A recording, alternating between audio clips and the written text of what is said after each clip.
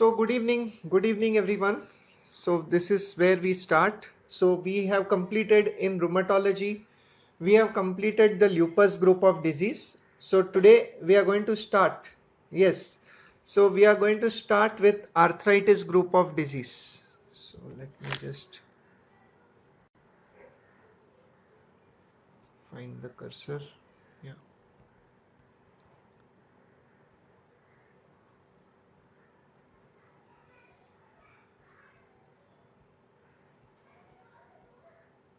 Right. Okay. Chalo. Right. So let us start here.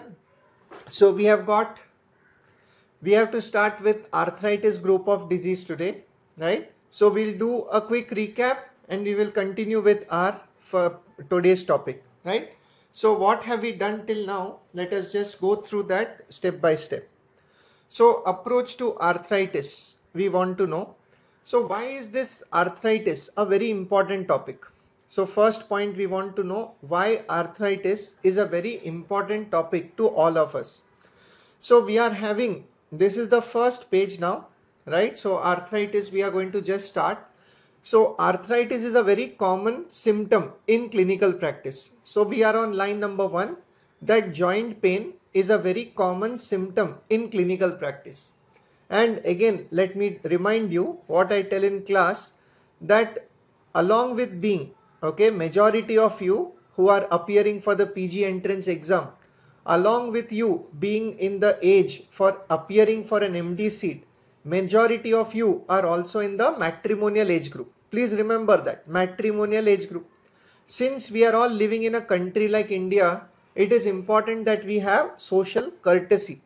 So any person, any function, any occasion, you meet your family members, trust me, there will be at least one relative who comes to you with complaint of joint pain and asks you what to do, doctor. So this is like a what? Face saving question. So it is not just about knowing the science of arthritis.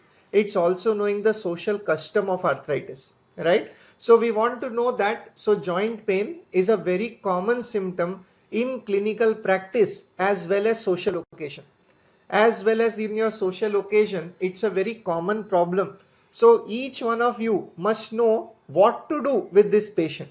Okay, so what are the questions in front of us? Let us first get the question here. What are the questions in front of us?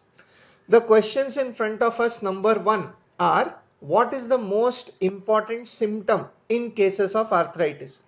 So if we are taking a round in the medicine ward and if we are supposed to take a case of arthritis, we must know what is the important symptom, what is the history we must ask in a patient of arthritis.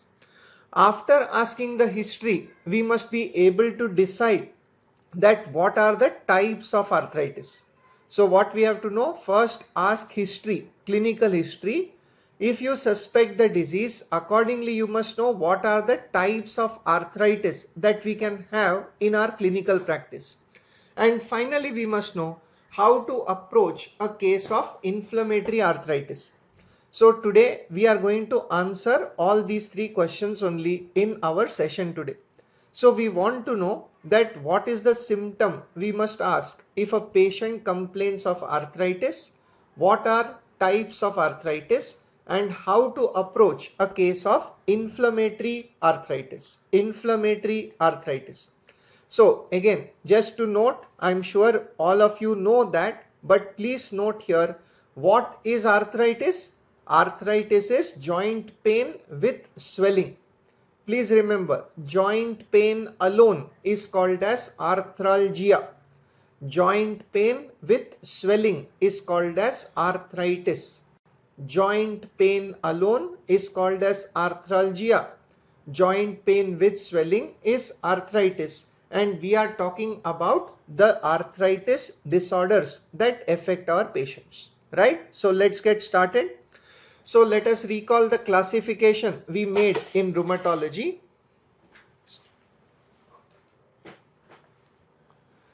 So recall the classification we made in rheumatology, right? So we studied the lupus group, that is completed. We studied about the lupus group. today we are going to start discussion on the arthritis group of disease.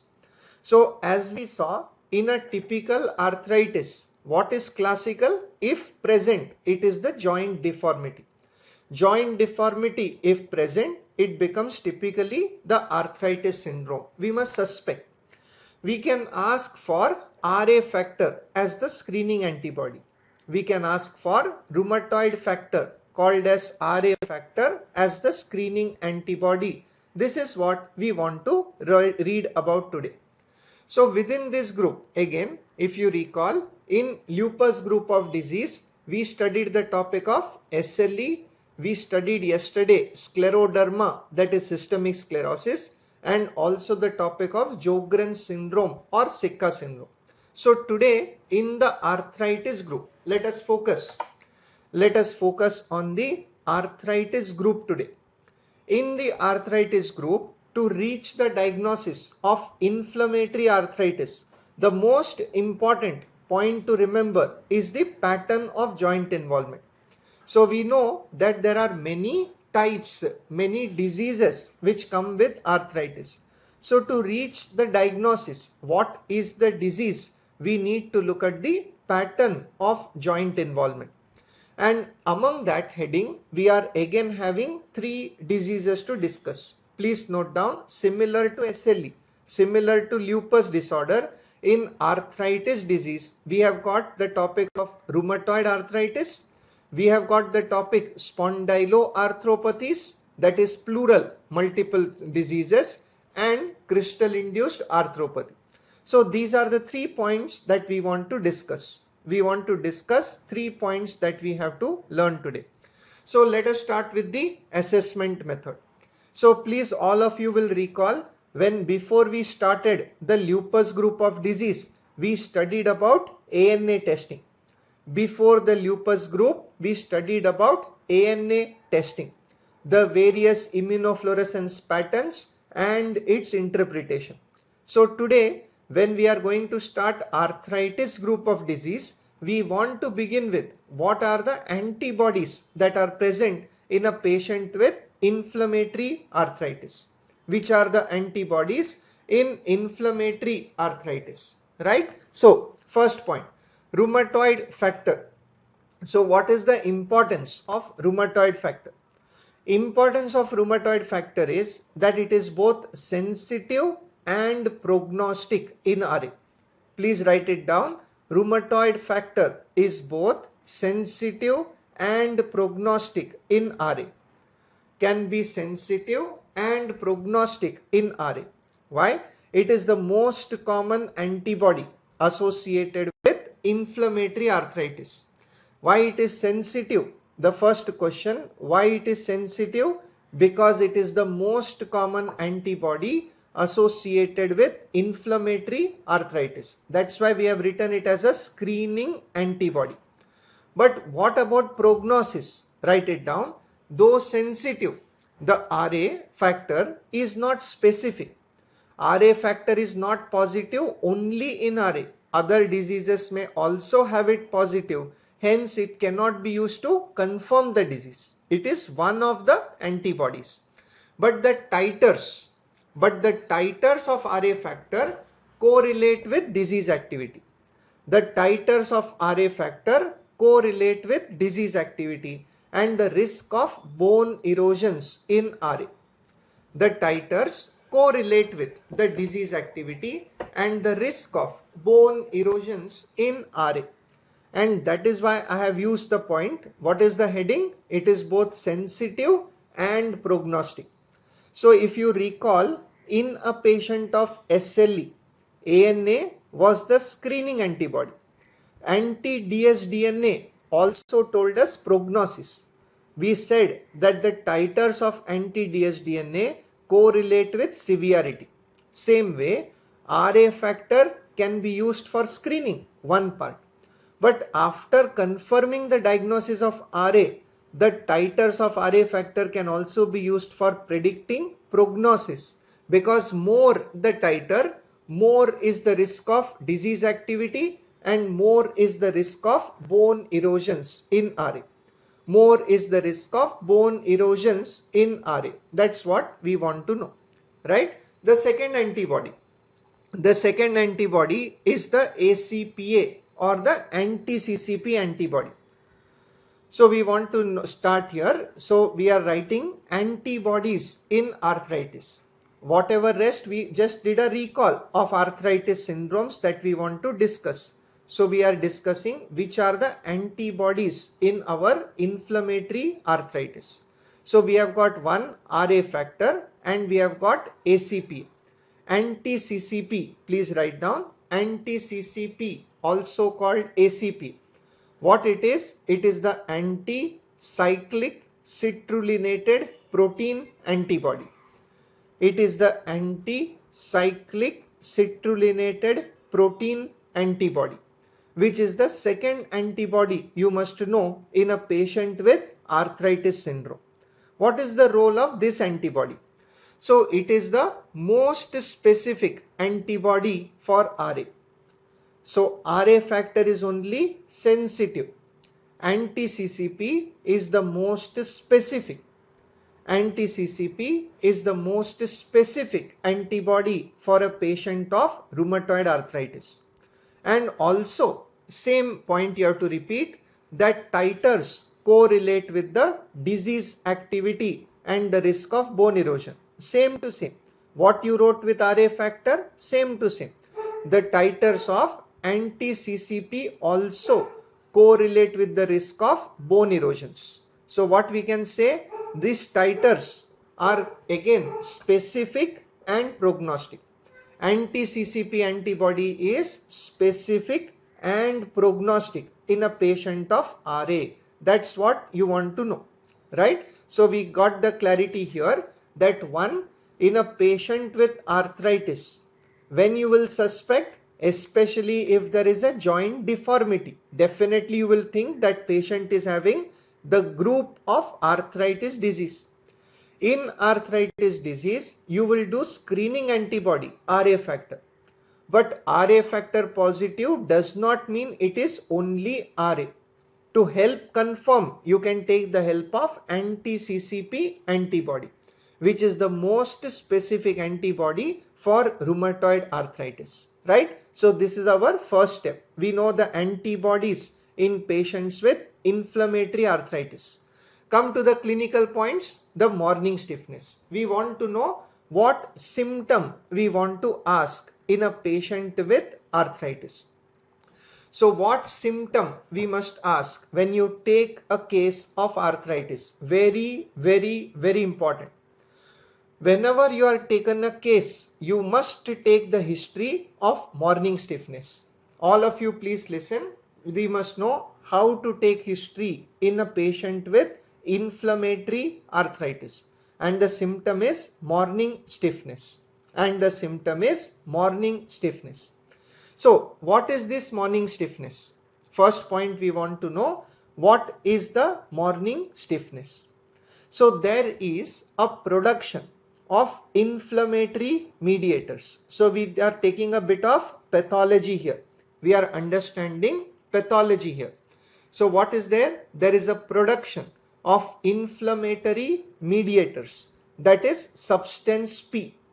There is a production of inflammatory mediators that is called as substance P in an inflamed joint.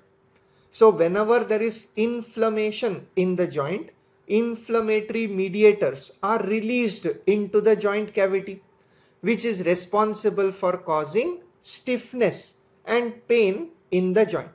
So first point, there is a production of inflammatory mediators.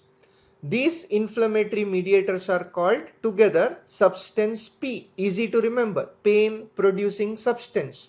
Pain producing substance. We can remember. And these are responsible for causing stiffness and pain in the joint after prolonged inactivity. That's why the word is given morning stiffness. So after overnight rest, that means after 6 to 8 hours of inactivity, if there is inflammation in the joint, what will happen? the substance P will accumulate in the joint, because of which when the patient wakes up in the morning, they feel that the affected joint is stiff and painful. Affected joint is stiff and painful. Please remember, very important symptom we have to ask. That is the symptom of morning stiffness. So we want to know, how does this help? What will happen? So what is this symptom? This is the symptom which is called as the morning stiffness. So this is what we want to ask. That is what we want to ask the point. Okay. This symptom itself is called as the morning stiffness. Right. So take it forward. So however, please note that the symptom is subjective. It is the symptom. What is the problem with history? As I told you previously also, Indian patient, है ना, Indian patient कैसा history देता है? सच के सिवा सब कुछ कहता है ना? So what is the Indian patient's mentality? That history is usually false. We all have got habit of getting used to this. You know, we all have taken cases in our wards, presented it to the senior and our professors, and felt very badly, you know, sort of left out by the patient when they change the history in front of the boss, because most of them, they are very ridiculous, they are many times falsified.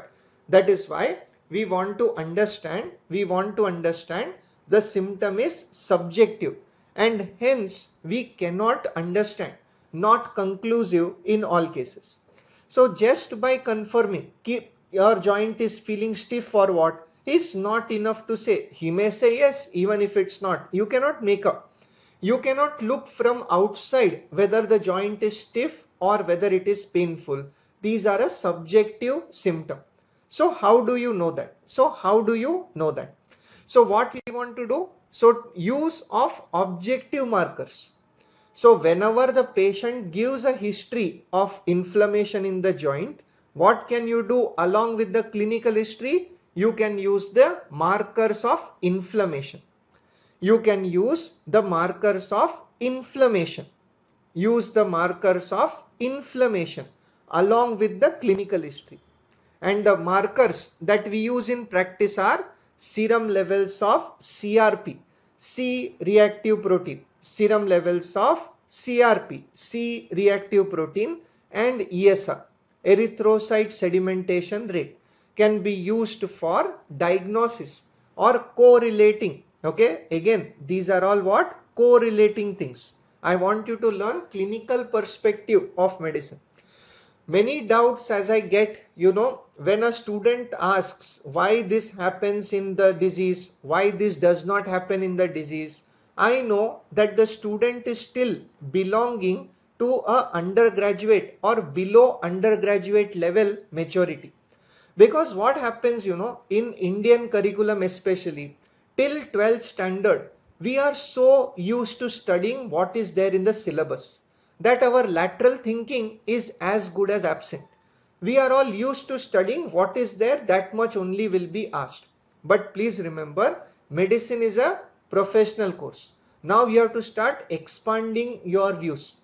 When you ask me why this symptom is there in the disease, why some symptom is not there, please remember, medicine is a science of probability. It's a very beautiful line in the preface of Harrison. Medicine is a science of probability. So what I am teaching is what is common, what is characteristic as known to us. Does not mean some other thing cannot happen. So we have to always take it with a proper perspective. So when the symptom is there in a patient of arthritis, we must ask for CRP, ESR, and if they are also elevated, then we will be able to say for sure that it is an inflammatory type of arthritis. Okay, so one by one, we will all catch up. Just go slow. Again, this is the starting session for arthritis syndrome. So our approach, clinical approach, will be covered in this session, and this is what we want to know. Here, so arthritis classification. So arthritis, as we know, so when a patient comes to the clinic, okay, one of you have written the doubt, very good. Arthritis, itis itself means inflammation. That is true. But the pathology, dominant pathology, Inflammation is producing symptom, yes, but based on the dominant pathology causing the pain and swelling. Arthritis are divided into two main groups. They are divided into two main groups. Okay. So which are the groups? One group is the degenerative arthritis. Please remember. So if any patient walks into the clinic with joint pain and swelling, please don't think of rheumatology first. No, first you think of degenerative arthritis. And second, think of the inflammatory arthritis. So we will classify arthritis syndromes. We will classify arthritis syndromes. I want you to make a table. Let's make a table. The arthritis syndrome, when patient presents with arthritis, you want to divide, you want to identify clinically whether the patient is degenerative or inflammatory arthritis. So this is what? Clinical approach. This is a clinical approach. So what is it based on? Let's understand what is it based on. So it is based on the duration and intensity of the morning stiffness. I have always taught in my clinical rounds that a medical student or a resident will remember to take a history of a particular symptom only when they know its importance and application. If the medical student does not know how to interpret a symptom, trust me, they will never note down that symptom. That's why when I tell you that stiffness is a feature of arthritis, you are all wondering, pathology we learned, but now you must know the clinical perspective, that based on this symptom, we are going to clinically classify arthritis into two, whether they are degenerative or inflammatory. So we are going to look for both. 2 points you have to look for: duration and intensity of the morning stiffness. Duration and intensity of the morning stiffness. And also you must ask for effect of activity on the symptom. You must ask for effect of activity on the symptom. As I told you, please remember duration and intensity. ये जो symptom है ना, duration and intensity are highly subjective. Imagine yourself, arthritis ka patient, he doesn't get up in the morning looking at the watch. Ki 7:23 I have woken up, let me count number of minutes it is stiff. So duration is very subjective.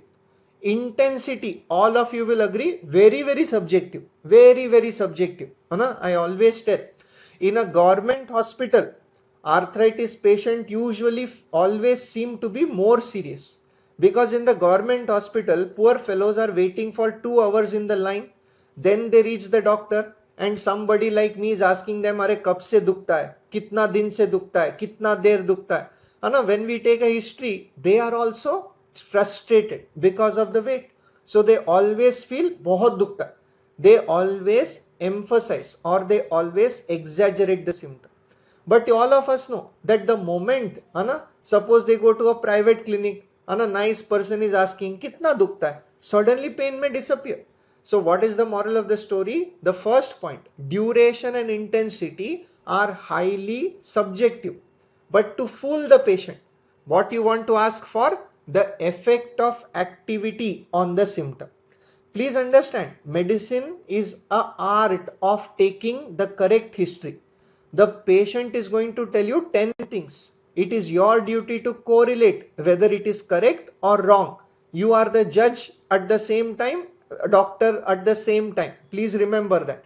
So how do we proceed that? Okay, effect on the symptom we want to see. So first point let me make out.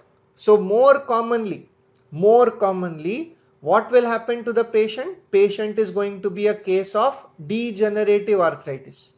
More commonly, patient is going to be a case of degenerative arthritis. Take an example in your mind. Example is osteoarthritis. Example is osteoarthritis. So prepare the table, keep it ready, then we will fill in the blanks. So you want to prepare the table that what is the duration intensity and effect of activity, based on which we will write the treatment recommendation. So first step, let us take degenerative arthritis patient. Classical example I want you to remember, osteoarthritis. Classical example is osteoarthritis. Remember that, osteoarthritis. Osteoarthritis, the typically when the patient gets up, all of you please imagine, I'm sure we all have some elderly relative in the house, especially in the winter months when the temperature drops, the symptom becomes worse. So what do they tell? Typically osteoarthritis of the knee joint. Keep it in your mind. Example, osteoarthritis of the knee joint. When they wake up in the morning, they complain of stiffness. There is some swelling, but it is usually lasting for only 5 to 10 minutes. Usually they say it takes 5-10 minutes for me to get out of bed, and the symptom is mild. The morning stiffness and pain is mild. But what happens after they walk? After they walk, the pain and the stiffness worsens. Please understand this space. Okay. So when the patient has the symptom arthritis is there, but when they wake up in the morning, they say that the stiffness lasts for only 5 to 10 minutes. It is mild, but when they start using the affected joint. So knee joint is getting active when they walk to the bathroom, when they walk to make a cup of tea. What happens that time? There is friction in the joint. There is inflammation produced in the joint, and the symptom worsens. So they start feeling that the pain and the stiffness have become worse. The pain and the stiffness have become worse. And these are the patients suffering from degenerative arthritis. So here what is happening? Try to understand. When the main pathology is degeneration, overnight when the patient is resting, there is no inflammation, there is no substance P.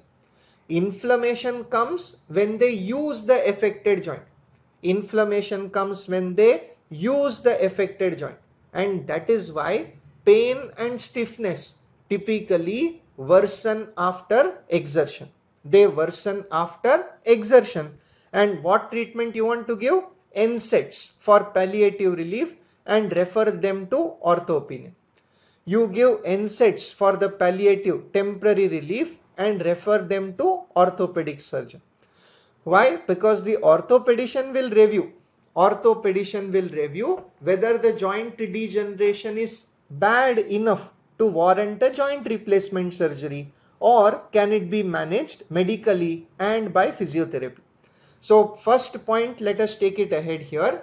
That point what we want to see here, that degenerative arthritis is the more common type of arthritis we will encounter in clinical practice.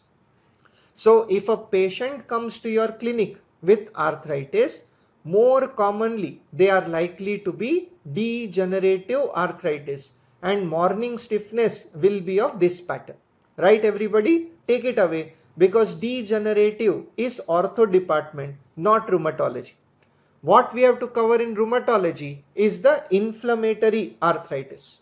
We have to look at the inflammatory arthritis. We want to look at inflammatory arthritis. How is it different? Let us see. Inflammatory arthritis, the duration is more than 30 and the intensity is severe. So when inflammation is the pathology, even when the patient is sleeping, listen to this carefully, understand and write, because simple tables are there. I am giving enough time. So what is point? When the inflammation is the pathology, even when the patient is sleeping, substance P is produced in the joint. But during the sleep, listen carefully, during rest, blood supply to the joint is less. Blood supply to the joint is less, so substance P accumulates in the joint. So overnight, let us say over 6 hours, 8 hours, substance P accumulates in the joint. So morning when they get up, the pain and the stiffness is severe. because whole night it has been accumulating in the joint. Once it is accumulating, it becomes prolonged in duration. Prolonged in duration. But what is the catch here? Paradoxically, it resolves on activity. But typical example in mind, rheumatoid arthritis. A rheumatoid arthritis patient will tell you that when they wake up in the morning, the hand, typically it involves the small joints of hand. The patient of RA will tell you that when they get up in the morning, the hands are stiff and painful, that they cannot even go to wash their face, to brush their teeth for over half an hour.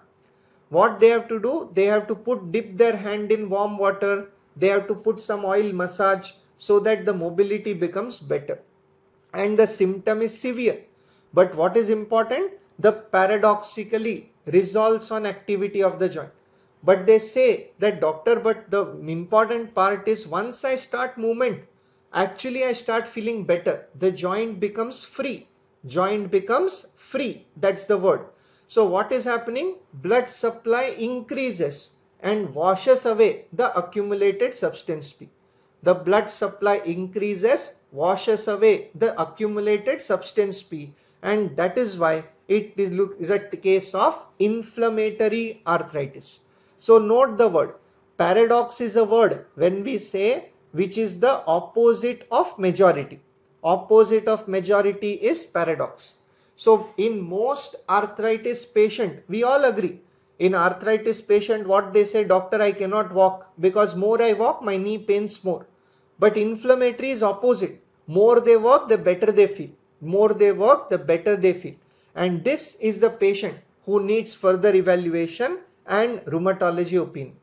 So this is the patient. Can they occur together? Of course, yes. And that is where only a good physician can learn to manage the disease. Very good question. Paramjit has asked a very good question. Both can happen together, very much together. And that is where only history can make the decision. This is very good, important clinical point. After the degeneration has occurred, X-ray will show some problem. Does not mean RA cannot occur. In a patient of RA, degeneration can also occur. And which is the problem, present problem, that can only be elicited on the history? Very good. Only be elicited on the question. That's what we are going to get it here. So first point, very important point is that we have got how to differentiate, clinically approach the patient. So again, I'm putting the algorithm. Patient comes with arthritis. First step, what I'm going to do? Exclude degenerative. As a rheumatologist, I'm going to exclude degenerative. If it is degenerative, refer to ortho. If it is inflammatory, which is minority of the patient, come to the rheumatology for further evaluation. They come to the thing of further evaluation. So it is not that in osteoarthritis they don't get flushed out. And a substance P occurs only during movement. That's why it worsens. Overnight there was no substance P then. Okay. So this is the typical point that we want to understand here. So let us recall what are the questions that we have started with. Again, please, I want you to look at this. Please do not post questions about RA, gout until we have completed the topic. Please be patient. Anna? In the first half an hour, you are asking questions so many which we have not yet covered. Whether what to do in RA, you have to wait for it. Because unless otherwise, we are breaking the flow of the class and you are also not focusing on what is being covered. So try to be relaxed. Once we complete, as I am telling you, I will take the doubts at end of each point. So we wait for at least this point to get over. That's what we have to do. So we cannot do basis of X-ray. X-ray cannot help you to differentiate. We will come to that. Again, we are all rushing away. मैं बोला क्या radiology नहीं पढ़ाऊंगा? नहीं. But you are all running away. So we'll wait for it. So what is the point? First we have completed now. Important symptom in the cases of arthritis. Everybody, important symptom is what? Morning stiffness. Important symptom is morning stiffness. Second point also we have covered, what are the types of arthritis. Second point we have covered, what is the type of arthritis. Now you know, degenerative, inflammatory, broad category बनाइए है ना. First make a broad category. So arthritis patient comes, take clinical history and see whether it is degenerative or it is inflammatory. Please remember, degenerative arthritis typically occurs above 50 years of age. Degenerative typically occurs after 50 years of age. Till that time, you look at other potential causes. That's what you want to know. Right. So let us look at the other. How to approach a case of inflammatory arthritis. Okay. How to approach a case of inflammatory arthritis. We want to know. Because what we have done in the classification, rheumatology classification, we have written based on the pattern of joint involvement. So based on the pattern, now when a patient of inflammatory arthritis walks into rheumatology clinic, what I have to see? Most important parameter, write down. In rheumatology clinic, most important parameter, we want to look at the pattern of joint involvement. We want to look at the pattern of joint involvement.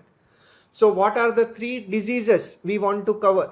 The 3 points we want to cover are rheumatoid arthritis, spondyloarthropathies and crystal induced arthropathy.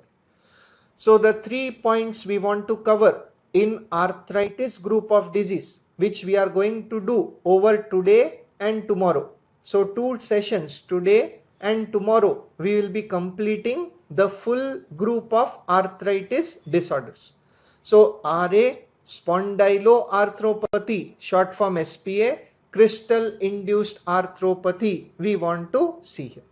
So let's continue. First step, what will I do? Write down the clinical approach, please. Write down clinical approach. So approach to a patient with inflammatory arthritis. So till now we are clear with the diagnosis. We have reached the diagnosis, inflammatory arthritis. Now what we have to do? Count the number of joints involved. We have to first do counting. Just physically see how many joints are inflamed. That's all you have to do. So again I'm telling, some people ask these doubts, so I'm clearing it first only, that suppose the student is asking, suppose both the wrist joint are involved, inflamed, right wrist and the left wrist, both the wrist joints are inflamed. How many joints should we count it as? Answer is 2. Okay, one wrist right वाला है, वो right अलग रखो रे उसको, है ना, तो right and left, तो 2 गिनने का. You have to count the number of joints involved. That's our point. You have to count the number of joints involved. You want to see. So heading क्या है? Approach to a case of inflammatory arthritis. Understand and write, because I'm telling you, it is all about understanding. It is in continuity. Approach to the case of inflammatory arthritis. Yes, all these are under the heading inflammatory arthritis. So under the topic inflammatory arthritis, we are going to study these 3 important topics. Under inflammatory arthritis, we are going to do all these 3 diagnoses we want to study. Right? Next.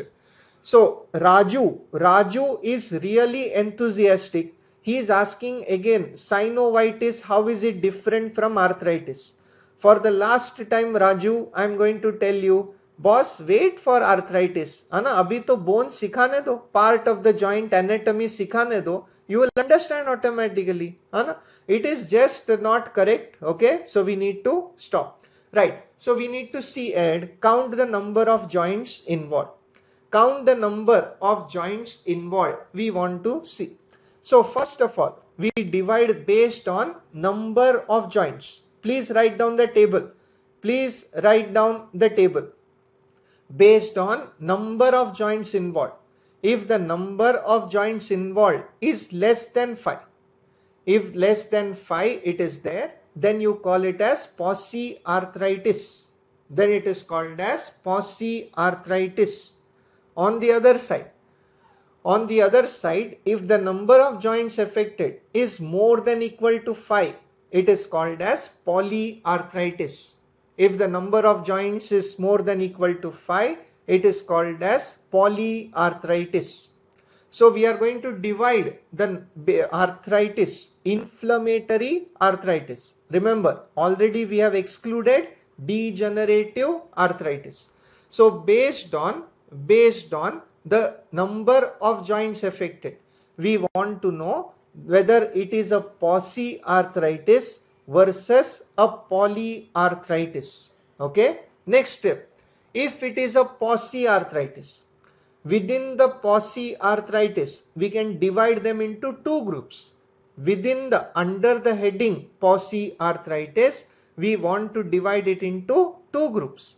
One is the monoarthritis, that I am sure all of us know.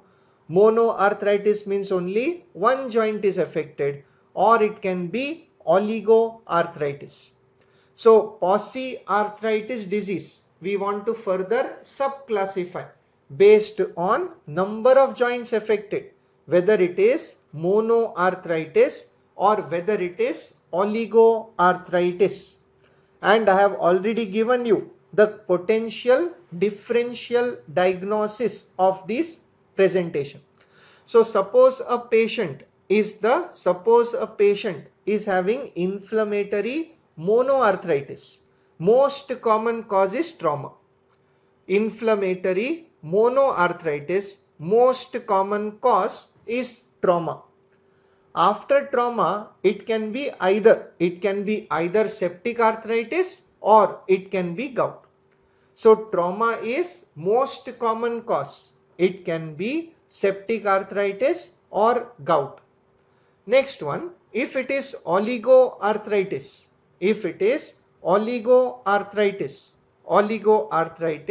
then it is pseudogout. Oligoarthritis is pseudogout. Okay, it is called as pseudogout. Let us look at the other side. If it is polyarthritis, already focus on this. I have written two diseases in the green color because they are coming under rheumatology. Okay, the colors that I have used in our inflammatory arthritis, RA red, SPA is purple, and crystal induced was green. Okay, crystal induced was green. So focus on that. So gout and pseudogout are the two topics under the heading crystal induced arthropathy. Gout and pseudogout are the two topics we want to discuss under the heading the crystal induced arthropathy. We want to discuss, right? So oligo matlab minus karna seekhenge, है ना? We want to learn subtraction for those people who are asking what is oligo, है ना? Poly का मतलब less than 5. Mono chala gaya. If mono is taken out of that, what is remaining? 5 minus 1. That is 2 to 4 joint is called as oligo. 2 to 4 joint is called as oligo. Polyarthritis matlab less than 5. Polyarthritis, Pooja is also asking. Many students are asking what is oligoarthritis. ये minus करिए ना. Poly means less than 5, है ना? तो mono means 1. तो oligo के कितना बचा? 2 to 4. 2 to 4 is called as oligoarthritis. See, don't feel bad. It is okay to ask doubts, but just listen to the point and try to get the concept here. So if it is a polyarthritis, we must think of trauma. If not trauma, septic. Otherwise, it can be one of the crystal induced. It can be one of the crystal induced arthropathy. It can be one of the crystal induced arthropathy, right? On the other side, let us not be harsh on them, है ना? ये common sense लगाओ बोलने वालों, है ना? अपने पास भी नहीं होता है कई बार. Common sense is a very uncommon sense in most people. So please don't harass them. They are free to ask doubts. Okay. How to respond is my prerogative, not yours. Right. Continue on the other side. So here, axial dominant. So other side, if it is polyarthritis, if the patient has come with the polyarthritis more than equal to 5, polyarthritis, there is more than equal to 5. Okay, we want to divide it further based on whether it is axial dominant or appendicular dominant polyarthritis. We are going to divide them into axial dominant and appendicular dominant polyarthritis. We want to divide them into the two groups right here. So axial means whether the spine is involved. Appendicular means whether the peripheral skeleton is involved. So I want you to make a further classification step by step. Okay. Posse table is over. Posse side table is over. Polyarthritis can be divided into mono, we have written the causes. Oligo, we have written the causes. On the other side, under the heading polyarthritis, we want to divide it into two, subdivide it into two, whether it is axial dominant or appendicular dominant arthritis. We want to divide that into. This table of polyarthritis, I am going to take it forward. So among the polyarthritis, what I want you to do, check the dominant joint affected. So what I said, in the polyarthritis, within the polyarthritis group, we are dividing it into two. Within the polyarthritis, we are dividing it into two. One, axial dominant when the spine is affected. Appendicular dominant when the peripheral joints are affected. Okay, peripheral joints are affected. We want to know.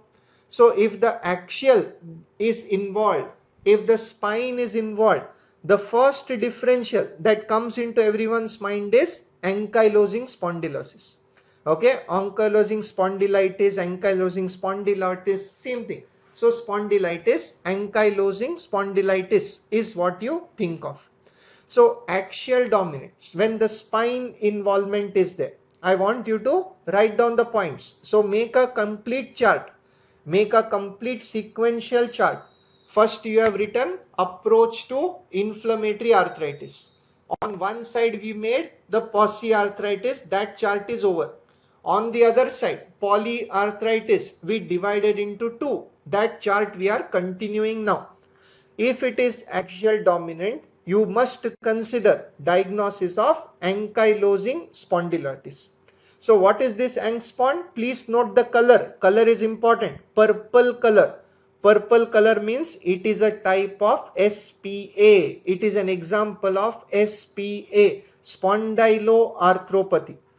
It is a part of spondyloarthropathy. Please use the right color. Gout and pseudogout green because they are crystal. SPA, ankylosing spondylitis, is an example of SPA. Write the salient feature. It is a male dominant arthropathy. It is a male dominant arthropathy. 90% of them are associated with HLA-B27. 90% are associated with HLA-B27. Most common joint affected. In angspond, most common joint affected is the sacroiliac joint. Most common joint affected is the sacroiliac joint, leading to low back pain. Sacroiliac joint leading to low back pain is the most common joint affected. But is it the most common symptom? Please pay attention. In a patient of angspond, joint affected is back, sacroiliac joint. But that is not the most common presentation. 70% cases, in 70% of the cases, arthritis is preceded by recurrent unilateral anterior uveitis. So 70% of the cases of ankylosing spondylitis first go to the ophthalmic OPD. First they don't come to rheumatology for back pain. First majority of them go to the ophthal OPD with recurrent unilateral anterior uveitis. And many times a patient is referred from the ophthal department to you to evaluate for the presence of spondyloarthropathy. Of course, that depends on the intelligence and involvement of the ophthal department. So they must suspect the systemic disease. Uveitis can be a manifestation of SPA. Note it down. Uveitis can be a manifestation of SPA, spondyloarthropathy. Got it? So this table done. Axial dominant table close. Axial dominant के अंदर main disease we want to discuss is ankylosing spondylitis. On the other side, appendicular dominant we have to subclassify. Appendicular dominant we have to subdivide into two. Okay, understand the flow of the table. So under the table polyarthritis, you had made two columns, whether it is the axial or appendicular dominant. Axial dominant is over. Under appendicular dominant, you will make further two division. Under appendicular dominant, you will make further two divisions. That is based on the type of involvement. That is symmetrical with predominant small joint involvement. One category is symmetrical involvement with predominant small joint involvement. One category is symmetrical with predominant small joint involvement, and the other category is asymmetrical with predominant large joint involvement. Right? So we want to identify.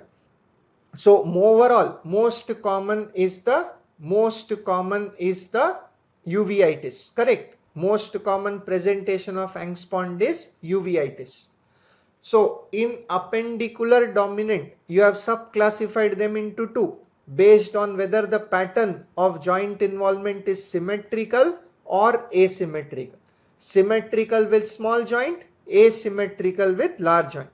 So coming to the third step, the third level of classification. Coming to the third step, the third level of classification. What have we divided them into? Two. We have divided them into symmetrical with small joint. Under that heading, under the heading of symmetrical with predominant small joint involvement. Under the heading symmetrical with predominant small joint, the main differential is RA. The main differential diagnosis is rheumatoid arthritis. Main differential diagnosis is rheumatoid arthritis is the main differential diagnosis. Also note the feature. Rheumatoid arthritis presents with predominantly articular feature. Write down the salient feature. RA presents with the predominant articular feature. And most common cause of inflammatory polyarthritis. RA is the most common cause of inflammatory polyarthritis. RA is the most common cause of inflammatory polyarthritis. So MCQ question, which arthritis can mimic RA? MCQ question, which arthritis can mimic RA? The answer, the arthritis shares the same pattern. Arthritis shares the same pattern, and the answer is psoriatic arthropathy. And the answer is psoriatic arthropathy. Okay, whichever slides you have missed, please don't worry. Like yesterday, I will show them in the end. Don't panic. Okay, so try to continue with the flow. If it is hanging, I am repeating the approach multiple times, and I am carrying forward the slide also for you. So differential for RA is the psoriatic arthropathy. Very good. Differential is psoriatic arthropathy. It can look like RA due to the pattern. How to differentiate, we will discuss when we reach the disease, not now. Right now we are making an approach table as to what is the most probable diagnosis. Come on the other side. If the pattern is asymmetrical, come on the other side. If the pattern is asymmetrical with predominant large joint involvement. Other side, if the pattern is asymmetrical with predominant large joint involvement, then we have again got two differentials. One differential, IBD associated arthropathy. So inflammatory bowel disease associated arthropathy. Inflammatory bowel disease associated arthropathy we want to see. And the other differential is reactive arthritis. So when the disease, when the polyarthritis, when the inflammatory polyarthritis is associated with large joint involvement, asymmetrical involvement, you will consider the differential IBD associated arthropathy.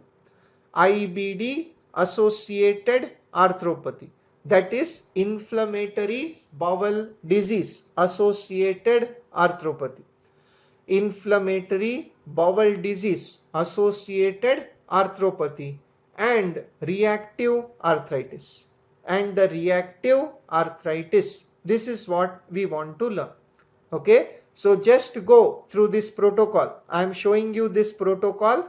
Now that you have written it, please read it with me. Okay, now that you have written it, please read it with me. Okay, I am taking you back. Start from the top.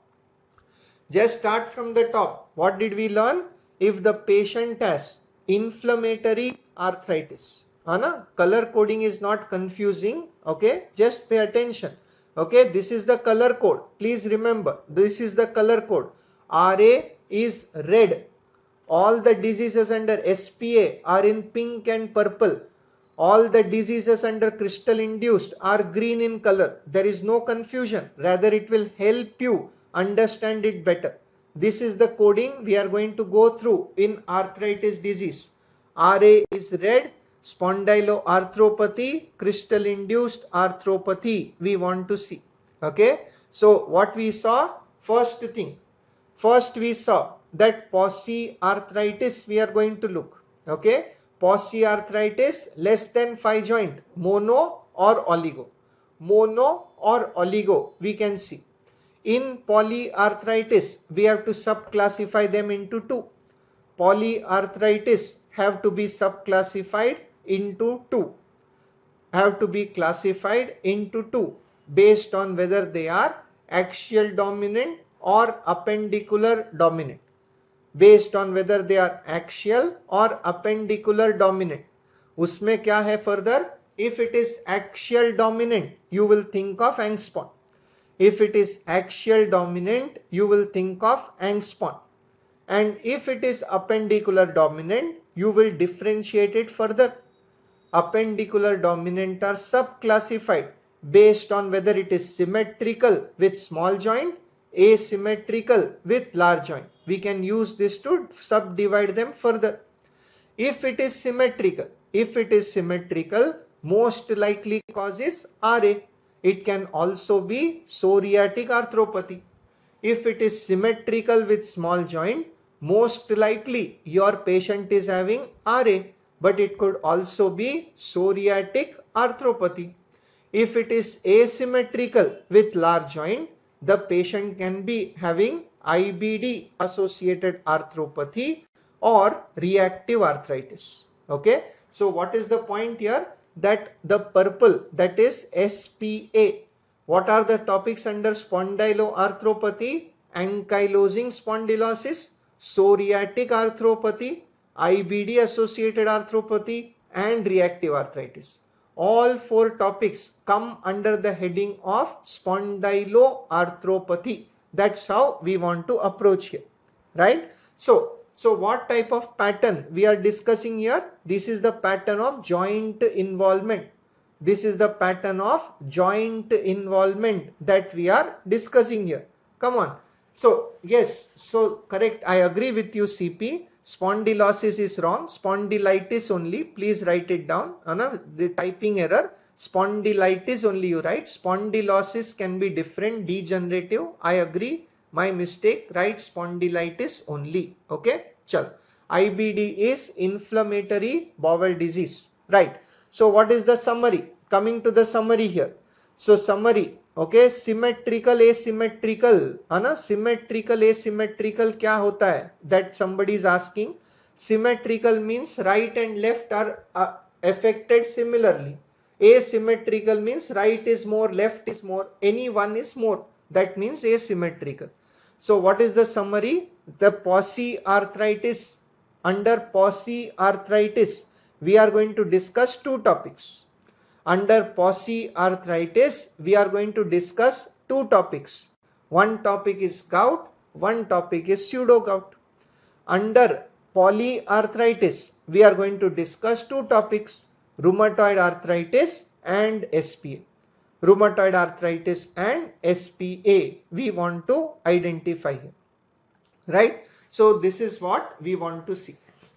So this is our summary. This is the summary, polyarthritis versus polyarthritis. These are the four topics we want to discuss in our arthritis session. Most common is RA, the differential can be SPA, and there is the topic of crystal induced arthropathy. Crystal induced arthropathy includes both gout and pseudogout, right? So now time for doubts. Okay, so let me understand in the approach to arthritis. What is your doubt? Focus on clinical approach only, not anything else. Focus on clinical approach only and let me know what are your doubts. Clinical approach only. So in this clinical approach, what is the thing? IBD associated we'll discuss. No, we have not yet discussed. So number of joints clinically. This is all clinical classification, should be seen clinically. Just you have to see. No X-ray till now. We have to look at the clinical spondylosis. Okay. Where spondylosis? Ankylosing spondylosis. Ankylosing spondylitis. Okay. So we can write ankylosing spondylitis. We can write. Okay. So this is where we want to look. Okay. So these are the points we are having. Symmetrical we have written. So both can be there. Can appendicular and axial be there? Yes. Both axial and appendicular can be present. Axial and appendicular can occur in the same patient. Occur in same case. But what we are discussing? But look which is predominant. Which is the predominant? Means majority. Is it the spine which is clearly involved, or is it the peripheral skeleton which is predominant involved? That we want to look at. Okay. So substance P is basically a collection of, substance P is nothing but inflammatory mediators. What it is? These are just inflammatory mediators. In pathology we will learn there are many inflammatory mediators of the joint. That's all. So this is what we want to look at. So inflammatory mediators we want to do. Yes. So till now only clinical. So only clinical till now. No radiology has been done yet. That is where we are. So first step, in the first hour I wanted you to all understand what is the clinical approach to arthritis. Most important. Please remember, this is most important here. Okay. So chalo, let us proceeding further. So what we will do out of this? So we have to complete these topics under arthritis. We have to discuss these topics under arthritis. Again I am telling you, eye involvement we will discuss, no, with every other disease we will discuss, right? Rheumatic fever, rheumatoid arthritis are two different conditions. They have no relation to each other. So this is what we want to know, right? It is more than 5 joints. It's okay. Nothing wrong. Poly is more than equal to 5. So we'll take it from here. So this is what we want to discuss. Okay. Enteropathic arthropathy is little different. Now there is a new point to say that when patient of SPA comes with joint pain and diarrhea, then it is called as enteropathic arthropathy. So IBD also is a part of enteropathic arthropathy. I will tell you that as we move forward. Okay. So let us continue further. So out of these topics, what we want to see here. So these are the doubts. You got this till the clinical ones. Let's go forward. So today we are going to start with the polyarthritis. Today we are going to complete polyarthritis. Polyarthritis has got two topics that we are going to complete today. Tomorrow we are going to do comparison. RA and SPA we are going to discuss together because they are having a comparative points to them. So today in our class, in the remaining 1 hour, we are going to focus upon the polyarthritis syndrome. So let's understand that most common cause of polyarthritis is trauma. Most common cause of polyarthritis is trauma. That's our point. Most common cause is trauma. So if trauma is excluded, our question number 1, when to suspect crystal induced arthropathy? So we must know when to suspect crystal induced arthropathy. We want to know. So when to suspect? We will suspect crystal induced arthropathy in inflammatory polyarthritis with no history of trauma. So when a patient with polyarthritis comes to us with the history, first what you will say? Exclude trauma. Classical example I will give you. Patient complains of pain and swelling in the ankle joint. First thing you have to ask, did you get hurt? And if he has got hurt, then it's not rheumatology, it is orthopedic. Okay, refer them to ortho, not our problem. So it has to be without history of trauma. So look at the steps here. It's a clinical game. When patient comes with arthritis to my clinic, first thing I'm going to ask is morning stiffness. Based on morning stiffness, I'm going to say whether it is degenerative or inflammatory. Degenerative gets referred to orthopedic surgeon.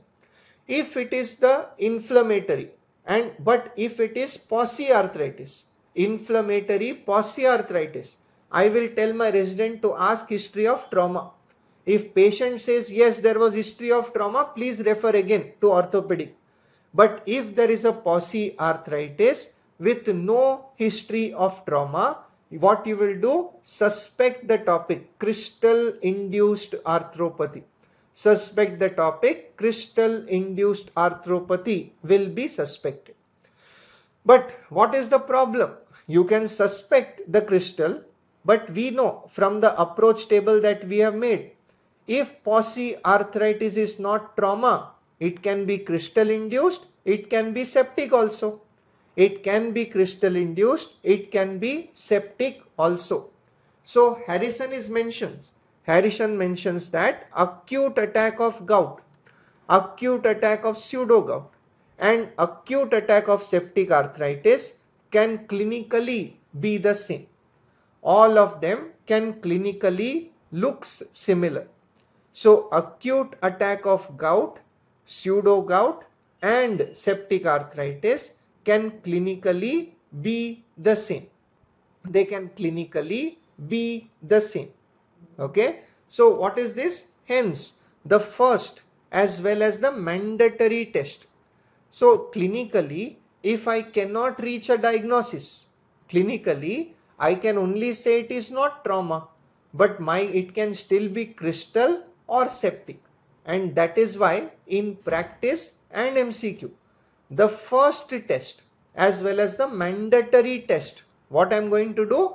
Synovial fluid aspiration and analysis I am going to perform. So correct answer is I am going to perform synovial fluid aspiration and analysis I am going to perform. So please remember, in a rheumatology clinic or in an orthopedic clinic, once you have a patient with inflammatory polyarthritis, after excluding trauma, you will aspirate the synovial fluid and send it for testing. Because what is the cause cannot be confirmed clinically, because the cause could be crystal, cause could be septic also. You are right, septic is rare, but septic can be dangerous, so we cannot miss the diagnosis. And that is why theoretically what I will do, I will prescribe 5 days course of NSAIDs, of painkillers, and wait for the synovial fluid report to reach the final diagnosis. So again, clinical approach. Patient came, there is inflammatory arthritis. Look at the top, inflammatory arthritis. But most common is trauma, which I can confirm or exclude on history. If the trauma is not there, if there is no history of trauma, you think of gout and pseudogout. But it could also be septic, and that is why first step what you do, synovial fluid aspiration and analysis should be performed. Synovial fluid aspiration and analysis can be performed. Okay, joint involvement cannot be 100%. We are going to discuss that, but clinically they can be the same. That is why we have to go for aspiration of the joint. Okay, X-ray will not help whether it is crystal or septic. X-ray of the joint cannot help, so X-ray is not the point here. Okay, so we want to do, we will never, another question everybody is asking, should we start antibiotic? Never, never, never. You will never start antibiotic before sending synovial fluid for culture. What you do in practice, don't compare with Harrison. What Harrison writes is ideal but may not be possible. That's different. So do not correlate practice with MCQ. MCQ is asking what is ideal. Even after a single dose of antibiotic, the synovial fluid culture may become negative. Even after single dose of antibiotic, synovial fluid culture may become negative. That is why Harrison says collect the sample before the first dose of antibiotic. You have to remove before first dose of antibiotic. We want to remove. That is what we want to do, right? So you have collected the sample. So if it is crystal induced arthropathy, so if the fluid polarizing microscopy, the fluid shows crystal, then you have reached the diagnosis. Polarizing microscopy, it shows the crystal, you have reached the diagnosis. So the diagnosis that we want to discuss in rheumatology, if it is septic arthritis, again you refer to ortho. If it is septic arthritis, you are going to refer to ortho. But if it is crystal induced, it remains in our domain, remains under rheumatology care, remains under the rheumatology care. So let us see that. So what we can see, gout versus pseudogout. Come on, let's make a table and write all the features of both the disease. Make a table and write all the features of both the disease in a comparative manner. Anna, let us see, Shilpi has a doubt. Monoarthritis, we included trauma. And in this, we said there is no trauma. Are, I am taking it to the next step. Okay. Dr. Shilpi Sayani, don't get confused. Identify that one of the differential for monoarthritis is trauma. But trauma can be excluded by history. So if it is not trauma, क्या बचता है आपके पास? Gout versus septic. तो ये ना clinical approach है, clinical approach है. That's how we have proceeded. So based on the synovial fluid approach. So Ashish Limbini is asking, how can we wait 4 to 5 days? Septic arthritis patient are usually toxic. Septic arthritis patient are usually toxic. So उनको admit करके after taking the sample CBCB होता है. Complete blood count shows high levels. You start IV antibiotic also. So these are all what? Clinical judgment. These cannot be taught here. What we are learning is a theoretical approach with a clinical application. Okay, so don't confuse. What we are talking is not absolute. It's a process. It's a process here. Chalo. So make a table and be ready. So what we have got? We have got a table to make. Gout versus the, yes. So multiple things. Na? Uric acid can affect multiple places also. Like that we have to consider. Part of rheumatology. Start writing. You will get the answers. Right, everybody? So full page, you divide the page into one small column for parameters, small column for parameters, one column for gout, and one column for pseudo gout. So we differentiate between the two. So we have to exclude septic. Based on the synovial fluid, you have to exclude septic. High neutrophil count, culture positive, you have to exclude. And what you will see? You will see crystal. That is how you confirm. That is how you can confirm. Okay, if patient, somebody is asking if patient hide the trauma, then it is their misfortune, not ours. They are getting exposed to a puncture, which is not our problem. That is what they have to look at this. Chalo, let us take it further here. So let us start one by one. Come on, make the column one by one. Parameters we will write. Come on, everybody. Crystal induced arthropathy. We have to complete today. Crystal induced arthropathy. Right? So what we have got here? Crystal deposited in the affected joint. Start with the definition. All of you please remember. All of you remember our proforma for individual disease. Proforma for individual disease from the definition to prognosis. That's what we are going to write. From the definition to the prognosis, we are going to write. So when we compare first line, yes, first line, crystal deposited in the joint. Crystal deposited in the joint. What we can see? Monosodium urate. Monosodium urate, MSU crystal is deposited in the joint. How are they? Needle shaped crystal. They are needle shaped crystal. While in pseudo gout,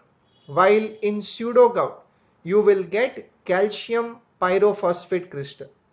In pseudo gout, you will get calcium pyrophosphate crystal. That is CPPD. That is rhomboid shaped crystal. CPPD, that is rhomboid shaped crystal. Rhomboid shaped crystal we want to see. So about gout and pseudo gout, we are preparing a table to write down all the parameters from definition to prognosis. Follow the proforma. So even though both diseases are included under the same group, what is the group? Crystal induced. Why the group is crystal? Because pathology is crystal causing inflammation. That's why they are in the same group. But the crystal deposited itself is different. Crystal deposited itself is different, based on which we have two important diseases to discuss. After definition comes epidemiology.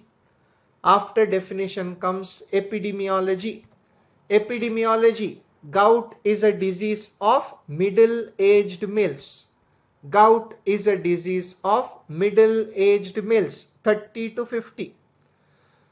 Gout is a disease of middle-aged males, that is 30 to 50 years. While pseudo gout, calcium pyrophosphate disease, calcium pyrophosphate disease, okay, is a disease of elderly male. It is a disease of elderly male, pseudo gout. D stands for disease, CPPD, D stands for disease, calcium pyrophosphate disease, another name for pseudo gout. Come to etiology. Come to the etiology. So etiology, 90% of the cases. So all of you will agree with me, when any one of our relative gets diagnosed with gout, all of us suspect something abnormal with the diet. That is the wrong concept. Most of us feel gout is due to improper diet. Unfortunately, no. 90% etiology cause in 90%. Why hyperuricemia occurs? Write it down. In 90% of gout, uric acid is more because of renal tubular defect in urate excretion. Renal tubular defect in urate excretion. Renal tubular defect So the renal kidney cannot excrete uric acid efficiently. It cannot excrete uric acid efficiently. That is why uric acid accumulates in the blood, and from the blood some of the uric acid is deposited into the joint cavity. Some of it is deposited into the joint cavity. While in pseudo gout, the calcium deposition is due to joint degeneration. Pseudo gout, the joint degeneration is the problem for calcium deposition. So in pathology, we learn that when there is a degenerative process, there is a intracellular deposition of calcium. So calcium deposits occur in the degenerated joint. So the common cause when somebody is asking, that in 90% of gout, why does it occur? It is because the patient's kidney is unable to excrete uric acid low. And majority of pseudo gout, why do they occur? Because the joint degenerates, leading to calcium deposit, and that causes inflammation. That is pseudo gout. That is the pseudo gout. Continue further. So what we have got here, right? 10% of the cases. Very good. I'm happy to get the correct feedback from all of you to speed up, because I am trying to go slow, because so that you can write and you can understand, but I'm more than happy to go little faster. Yes, everybody with me, because the pro forma is the same. We are going to go faster and faster. We'll be able to make it work, right? So Megha Nair is asking, why CPPD not in degenerative? There is crystal, no? Degeneration is a process, and along with that both can exist together. We have already established that both disease can occur together. Patient of degenerative can also develop pseudogout. Both can occur together. Yes. So high non-vegetarian diet. So let us see here. 10% of the cases. 10% of the cases, high non-vegetarian diet can cause the problem. Among the drugs, the two common culprits are the pyrazinamide anti-tubercular therapy. Among the drugs causing hyperuricemia, the two common drugs are pyrazinamide. PZA is pyrazinamide anti-tubercular treatment, and thiazide group of diuretic. And among the alcoholic drink, the most common offender is beer, followed by wine. Most common offending agent is beer, followed by wine. So just take it one step at a time. So when patient comes with gout, it is likely a middle-aged male who is having a normal diet only, may not be alcoholic, but may be having some renal defect. Sometimes he may be having a diuretic for hypertension. Thiazide is commonly prescribed in hypertension. Or during the course of anti-tubercular therapy, you will see many patient complaints of joint pain. Many people may have elevated uric acid level, but it is a temporary complication. Please remember, pyrazinamide induced hyperuricemia is a temporary complication, and for that complication you should not stop anti-tubercular drug. You can give the NSAID, control the symptom, but do not stop the drug.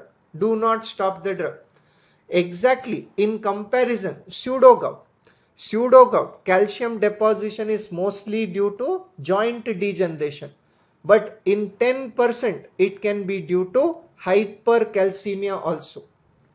But in 10% of the cases, pseudogout can be due to hypercalcemia also. Hypercalcemia, it is not because just a few calcium is extra taken. No, it has to be severe case of hypercalcemia. So please remember, if a patient is having pseudo gout before 50, because I told you degeneration is expected after 50. If patient comes with pseudo gout before 50, you must check for hypercalcemia. You must check for hypercalcemia, which can be due to PTH, parathyroid adenoma, or paraneoplastic syndrome. Can be due to parathyroid adenoma. PTH full form is parathyroid adenoma or paraneoplastic syndrome. Ethambutol does not cause this. Ethambutol causes ocular toxicity, no gout. Okay, this is what we want to go. So continue the table further. Yes, continue table further. Definition, epidemiology, etiology, comes clinical feature. Continue the table further. Right, what next we have to write? We have to write about clinical manifestation, screening test and diagnostic test. We have to write about it. So gout and pseudo gout, table continue. The table continued. We want to continue gout and pseudo gout. Okay. So most common clinical manifestation, most common clinical manifestation in the gout we discussed as a part of approach. Inflammatory monoarthritis. Inflammatory monoarthritis. So gout most commonly presents as inflammatory monoarthritis. Okay. So where it is affecting? Most common joint affected. In gout, most common joint affected is first metatarso-phalangeal joint, great toe. The first joint affected is great toe. Great toe is also called first metatarso-phalangeal joint. First metatarso-phalangeal joint, more commonly affected than the ankle joint. More commonly affected than the ankle joint. That is what you can see. More commonly affected than ankle is the great toe. Screening test. Okay. So screening test. What you do when a middle-aged male, again put the clinical scenario. Put the clinical scenario. Middle-aged male comes with pain. How is the pain? With morning stiffness, which improves on activity, affecting the great toe and or ankle. So always not mono, it can be oligo also. Always not mono, it can start as mono, become oligo also. But what you will do? You can ask for serum uric acid level. You can ask for serum uric acid level. But please remember, serum uric acid level is not confirmatory nor excluding. Write it down for your understanding. Serum uric acid level. Suppose, for example, in a given patient with joint pain, if serum uric acid is high, does it confirm gout? Answer is no. Serum uric acid is high does not confirm high uric acid in the joint. So high serum uric acid is only a screening test. It is a supportive evidence, not confirmatory of the disease. So to confirm the disease, what do we need? To confirm the disease, we need polarizing microscopy. We have written already. Polarizing microscopy if you get strong negative birefringence. So you get a polarizing microscopy. You will get strong negative birefringence. Yes, strong negative birefringence that is going to be seen. So very important points I want you to note. Elevated, write it down please. Elevated uric acid does not confirm gout.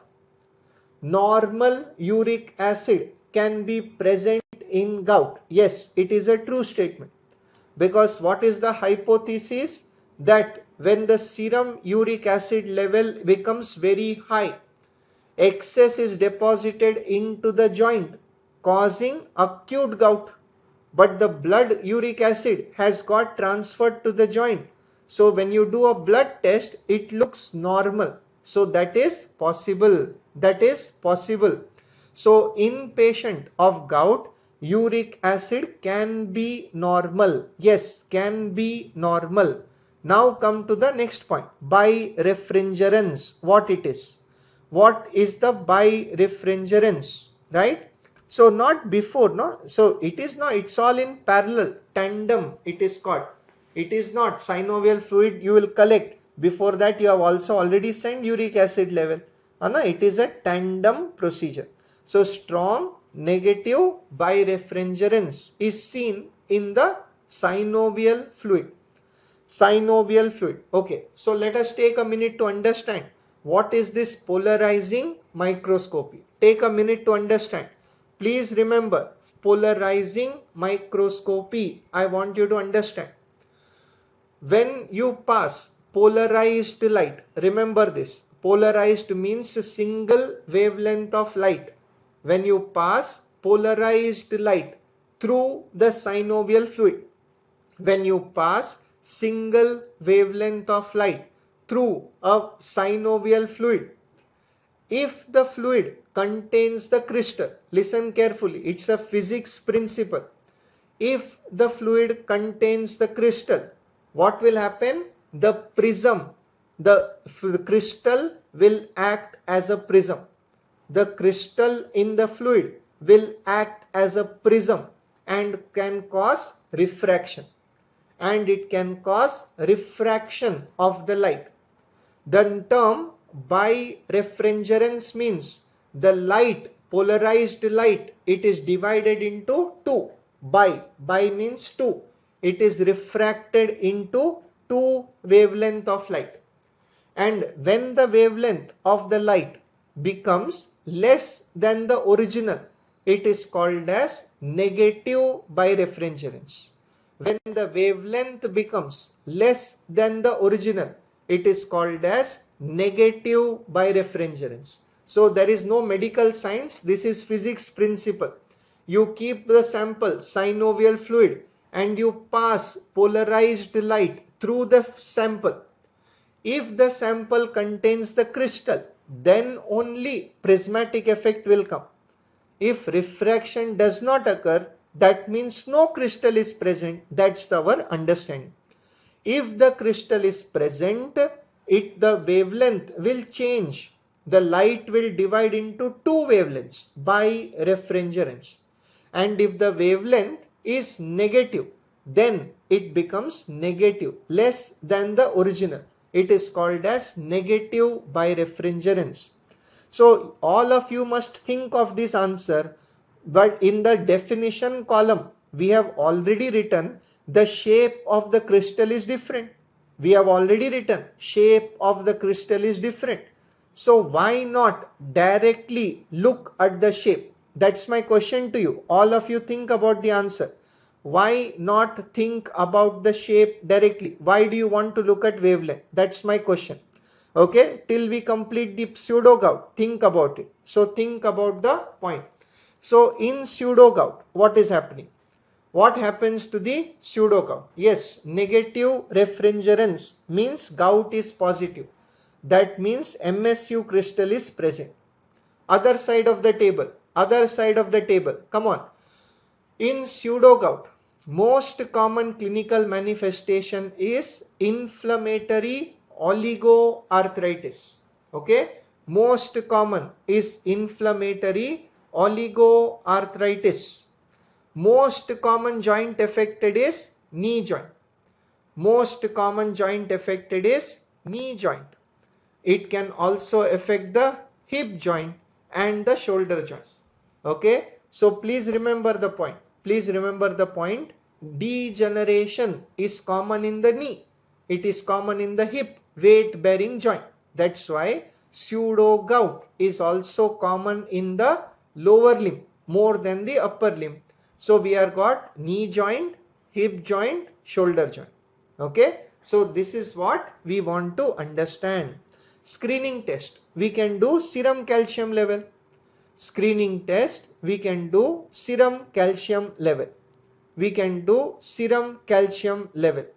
Okay, but again, like in gout, everybody note down please. like in gout. High serum calcium does not mean pseudo gout.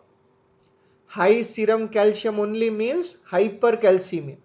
High serum calcium only means hypercalcemia, does not mean pseudo gout. Blood level is high does not mean joint is high. And in degenerated joint, blood level can be normal, joint can be high. Blood level can be normal. So here also the serum calcium can be normal is a true statement. Serum calcium can be normal is a true statement, right? So the diagnostic test here also polarizing microscopy. Diagnostic test is polarizing microscopy. What does it show? Mild positive birefringence. Mild positive birefringence. So here wavelength becomes more. Wavelength becomes more than the original. So the answer to the question, why not look at the shape? Because answer, my dear students, the shape can be seen only under electron microscopy, not regular microscope. Shape of the crystal can only be seen under electron microscopy, and electron microscopy sub lab mein nahi hota. It is not freely available. It is expensive. So we cannot do it in all patients. Okay, that is the reason we are not focusing on the shape, because shape can be seen only under electron microscopy.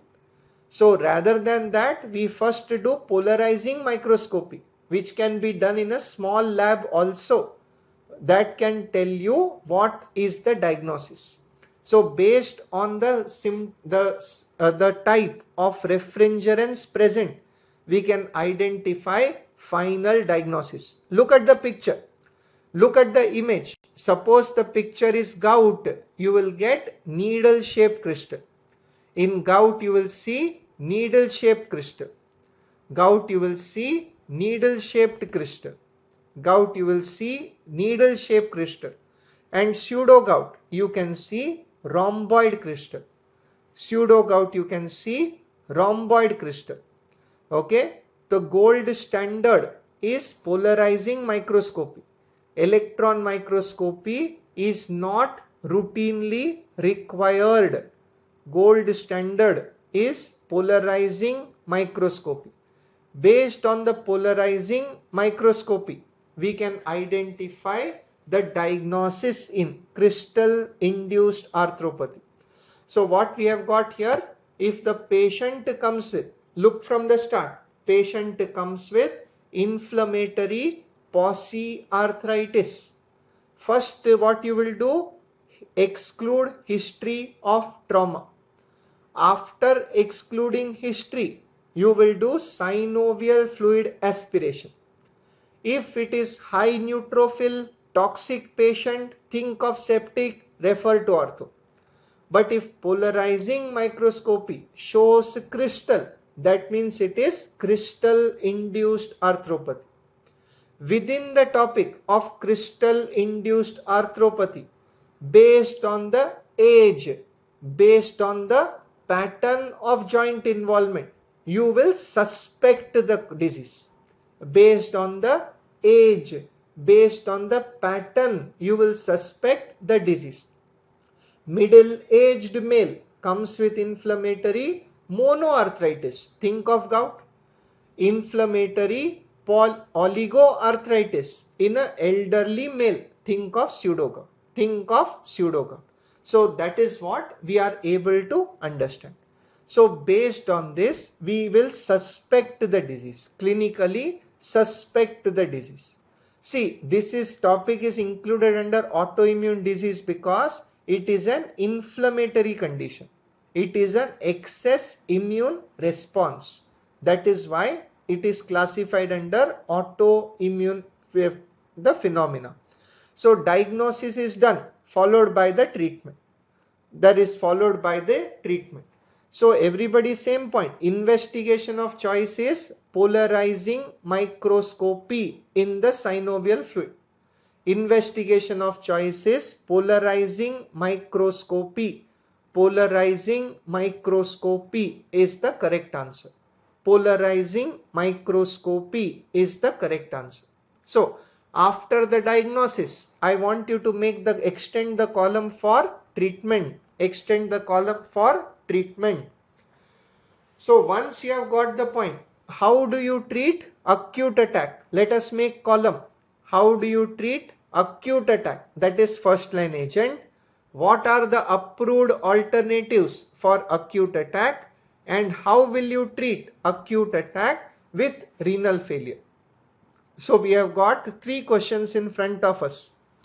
We have got 3 questions. I have already told gout also can be oligo. Along with great toe, ankle also is affected. It will become oligo. So again and again you are asking. Investigation of choice for any crystal induced arthropathy remains polarizing microscopy in the synovial fluid. Polarizing microscopy in the synovial fluid. Right? So this is what we have got. Come to the treatment.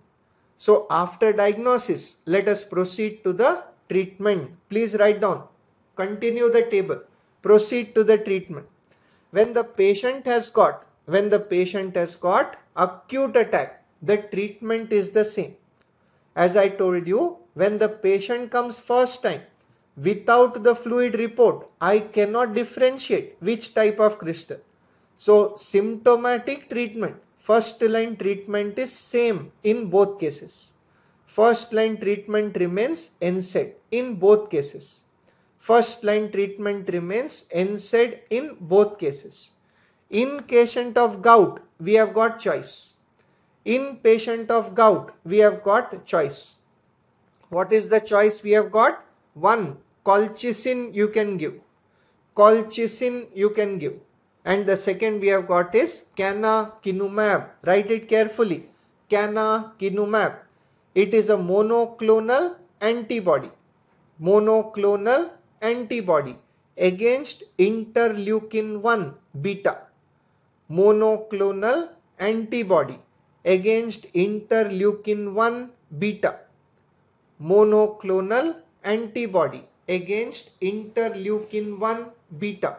That can be the alternatives. NSAID is preferred. Again, what is the common sense? Because it is easily available and it is cheap. Colchicine has many side effects. Canakinumab is expensive. It has got expensive. Yes, yes. So these are the alternatives. Pseudo gout we cannot use. Pseudo gout we only continue with NSAID. But if the patient has renal failure, if the patient has associated renal failure, all the mentioned drugs are contraindicated. So patient has come to you with pain, but creatinine is high. You cannot give NSAID, you cannot give colchicine, you cannot give canakinumab. In such a situation, the treatment is intra-articular steroid. The treatment is intra-articular steroids. So with renal failure, you have to go for local anti-inflammatory therapy. You cannot give. Systemic anti-inflammatory is by giving NSAID. But if NSAID is contraindicated for pain relief in the patient, you are going to prescribe intra-articular steroid. You are going to give intra-articular steroid. Specific NSAID, there is no need to mention because you can give any. You can give aspirin people used to give before. Even in primary health center we give because it is cheap and available free. We can also give ibuprofen, we can give diclofenac, we can give etocoxib, we can give anything. It does not matter. It depends upon the availability, upon the cost and resource available to us. There is no clinical trial to say which one is better. Which one is better, we cannot say. So if renal failure is there, you want to give intra-articular steroids. Continue further. After acute attack is over, after the acute attack is over, that means the report has come, pain has become less, inflammation has become less, and crystal report has come. Once the crystal report has come, you want to, what is your target? The target is to reduce uric acid level. The target is to reduce uric acid level. MCQ, target is less than 6 milligram per day. So in a confirmed case of gout, what I want to do to prevent recurrence? Already one attack has come, blood level may be high, but renal defect may be there. So what I want to do? I want to lower uric acid level to the target level less than 6 milligram per day. Based than less than 6 milligram per day.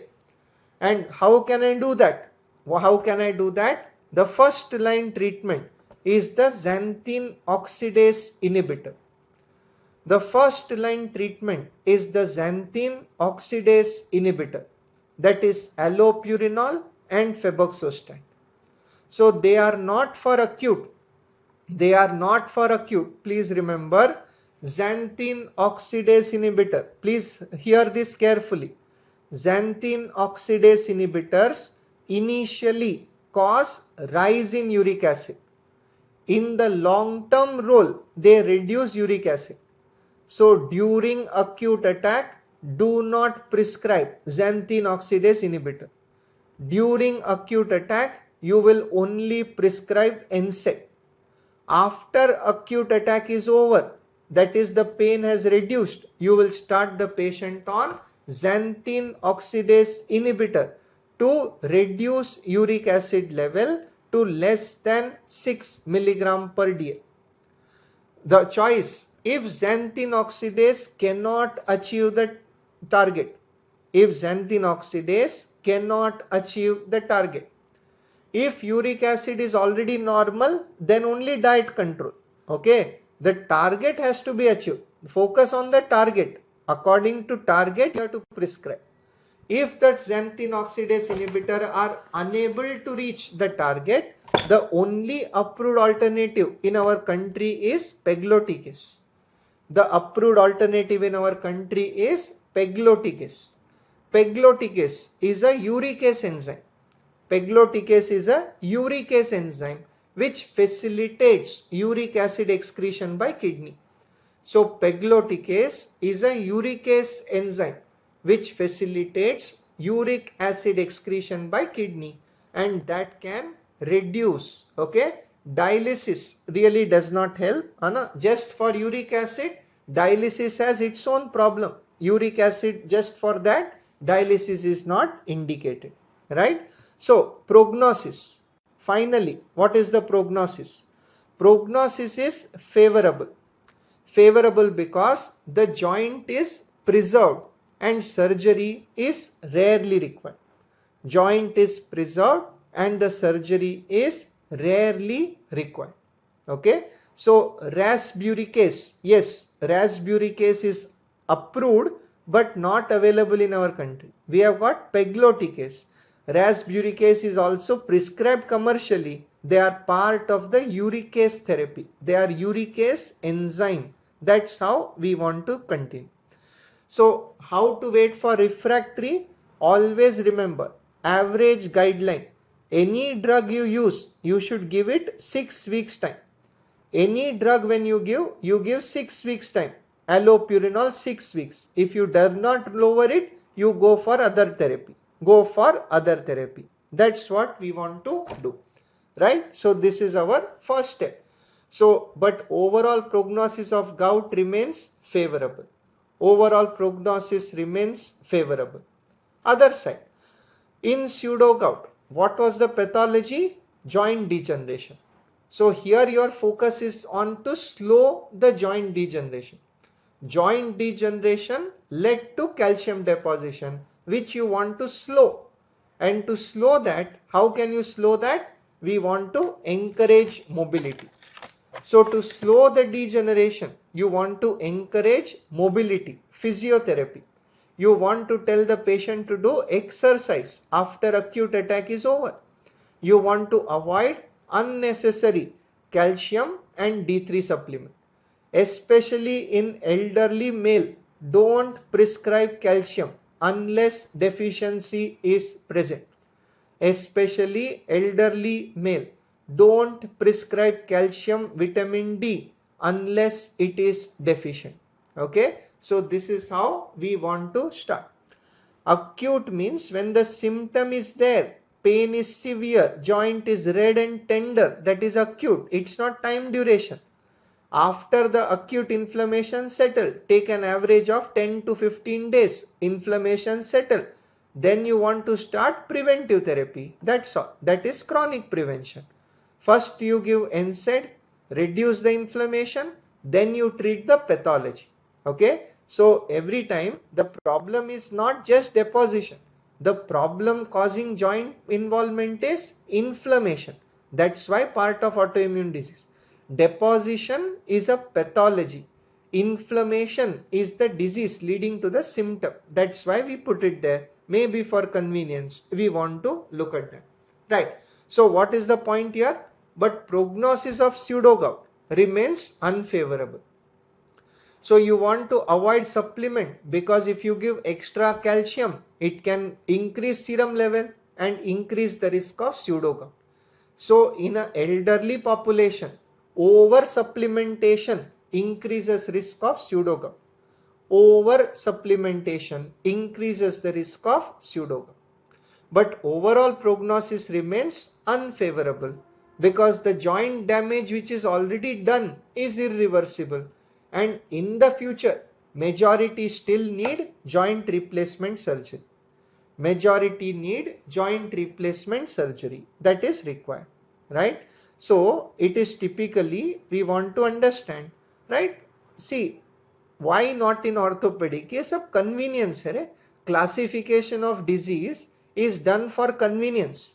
If I don't classify, I will print entire book of Harrison for you. Does not matter, no? It is just a classification to put them into different categories where they belong most or where they fit best. है ना? ऐसा कोई controversy नहीं है. Ortho भी treat कर सकता है ना? So it's not a problem of who is going to treat. It is about who is going to teach. है ना? How you want to learn. It has got nothing to do with where to go. You just have to go through it clearly. Right? So this is our points here. The presentation, prognosis of the disease. So what we have completed for today? We have completed for today gout and pseudogout. So we have completed the type of gout and pseudogout. We have completed today. So tomorrow, please come prepared. Please come be aware of the approach. Today, whatever is the doubt, you come with that. So solve the doubts and with the approach table especially. And tomorrow we are going to do RA and SPA.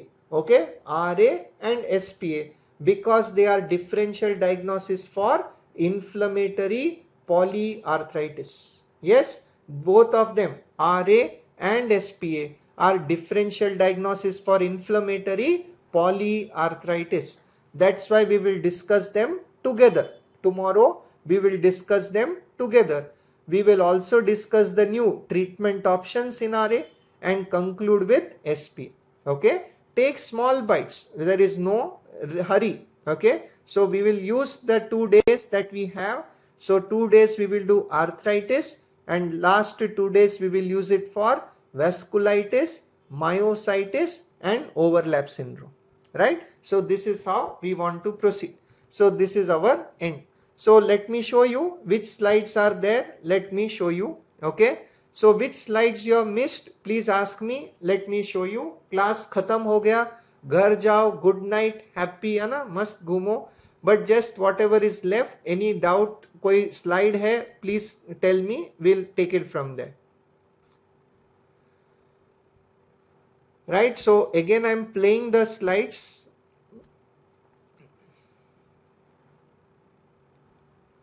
Okay, again, how uric acid is possible. Normal uric acid I'm explaining once more. Please remember that when the uric acid in the blood becomes more, it can get deposited into the joint. When it gets deposited into the joint, extra जो था वो चला गया joint में.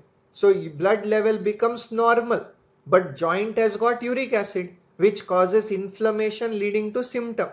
So even though patient is having gout, normal uric acid in the blood is possible. Joint में होगा but blood uric acid can be possible, right? So that is what we want to look at. So one last slide I'll just show, and I think we will stop the class here, right? So we will just show this here. Yes.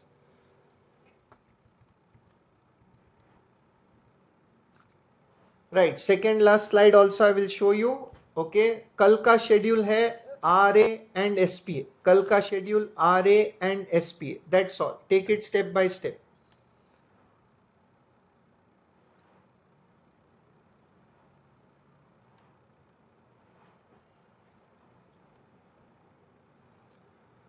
Okay, last slide done. Second last slide once more.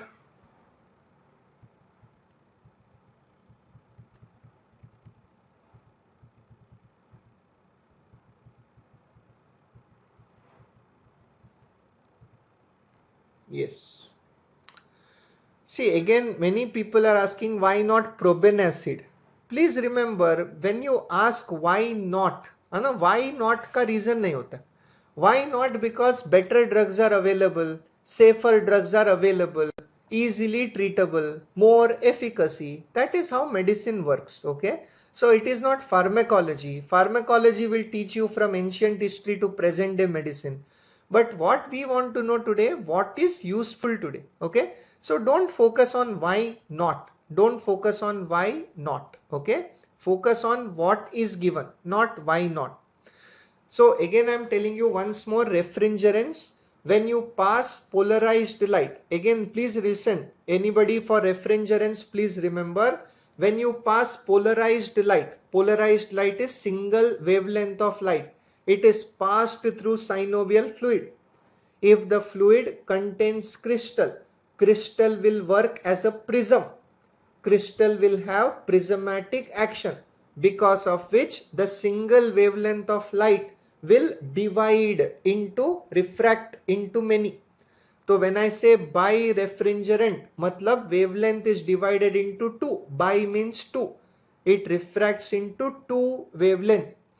If the wavelength is less than the original, तब उसको बोलते हैं negative birefringence. When the wavelength after passing through the crystal, it becomes more, it is called as positive refrigerance. It is called as positive refrigerance. Okay, so that is our point here. Okay, so color coding, one slide please, then first slide. So let me go back from here. Yes.